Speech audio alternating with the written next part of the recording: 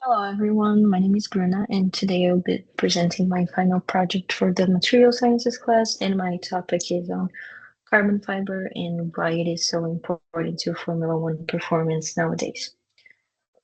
So I will start by introducing carbon fiber. I will compare it to other materials, more specifically steel.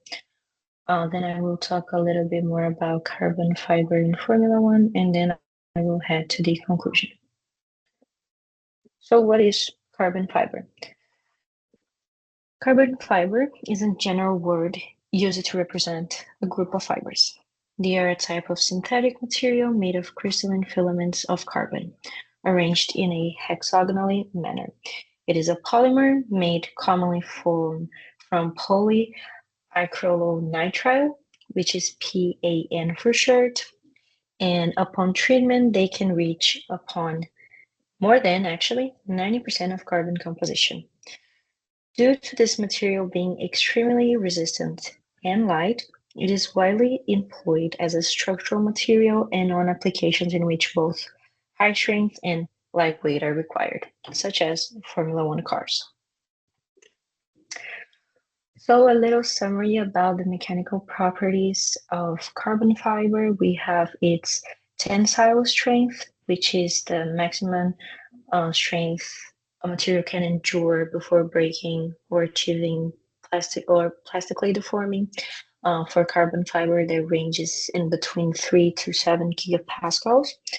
The Young's modules, which is the stiffness of a material, ranges from 200 to 500 gigapascals, and its thermal expansion coefficient. I didn't put a specific value here, but we'll talk more about it later. When comparing carbon fiber to other materials, but its thermal expansion, it's very low, meaning it does not expand or contract much upon changes in temperature. So a little summary also about its chemical properties. Carbon fibers are known for their resistance to corrosion and overall chemical resistance. It is a hydrophobic compound, meaning it repels water and does not absorb moisture. This characteristic is really important because it allows for this material to better preserve its mechanical properties. We can also see here a range of values for the density, and we can see that the values are very low, which support the fact that carbon fibers are very lightweight materials. Here, we have covalent bonds, which are the bonds within the layer. So the carbon atoms in carbon fiber, they bond through covalent bonds, and then the layers of carbon fiber bond to each other through van der Waals forces. Here is a figure of the carbon fiber atomic structure. This is the 3D model I created for this presentation, and we'll be going to it shortly. But a little summary about the atomic structure as well.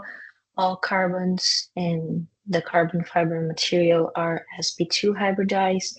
They make 3 sigma bonds with neighboring atoms. They are arranged in a hexagonal lattice, and they have a crystalline structure. Let's go through the 3D model. This is the model I created to present in this class. I did it in this way so we could see the layers kind of stacked upon each other. This is what I wanted to represent. I did it a little far away so we could see like the layers, but obviously in real life they are very, very, very close to each other. But this is what a carbon fiber material looks like. Its atomic structure. This one is very organized, but keep in mind that they can be not so much organized as this one.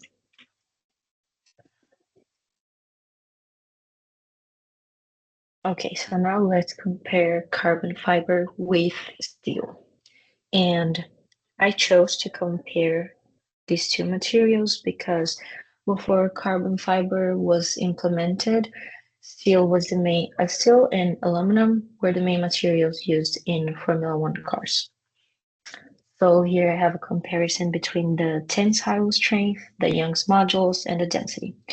We can see that carbon fiber has an edge over steel in basically all the categories, and that the density of the material is almost 7 times lower, and both Young's modules and tensile strength are both greater in carbon fiber than in steel.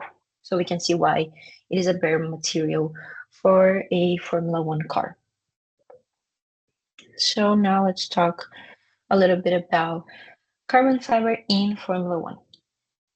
So the importance of carbon fiber in Formula One development comes from the numerous benefits that they can offer, such as strength, weight reduction, efficiency and performance, and design flexibility. Carbon fiber started being used in Formula One around the 80s and has gained its space by helping the teams achieve their ultimate goal, which is to make cars lighter but maintain their strength. And carbon fiber is the basis for many different parts of a car, such as the monocoque, suspension, and wings. As of 2025, carbon fiber corresponds to 80% of the weight of a car. And the most common form used in motorsport is the reinforced polymer, which is carbon fiber plus a resin, which is usually epoxy. Here we have a weight distribution through the years. For a Formula One car, we can see weight versus years. In the 50s and 60s, the car used to weigh up to 700 kilograms, and we can see that the trend went down until the 2000s, but mainly in the 800s, the 1980s, due to the implementation of carbon fiber. From 2010 on, we can see an increase in weight not because of materials, but because of new parts that needed to be implemented in cars due to safety reasons. Also, in 2014, Formula One became hybrid. So this means that nowadays, and since 2014, cars need to have power units, which make them heavier. Apart from performance, Formula One also experienced an enhancement in safety upon carbon fiber usage because it allows for a better absorption and dissipation of energy on crashes, as well as for greater torsional stiffness. Its heat resistance capacity is another critical feature for Formula One cars because they operate in very high temperatures, particularly around the engine, brakes, and the exhaust system. Carbon fibers can withstand those extreme conditions without degrading, ensuring that vital components maintain their structural integrity and continue to perform well under such conditions.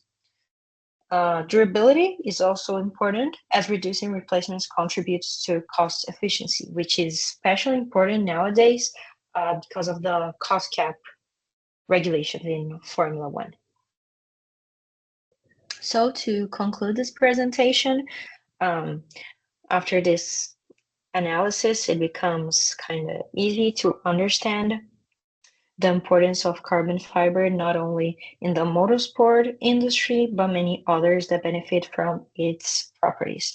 Of course, there's still room for improvement, and nowadays, and specifically Formula One teams, they are migrating towards sustainability, with teams such as McLaren and Mercedes being the pioneers in aiming to recycle carbon fiber and obtaining it from more sustainable sources.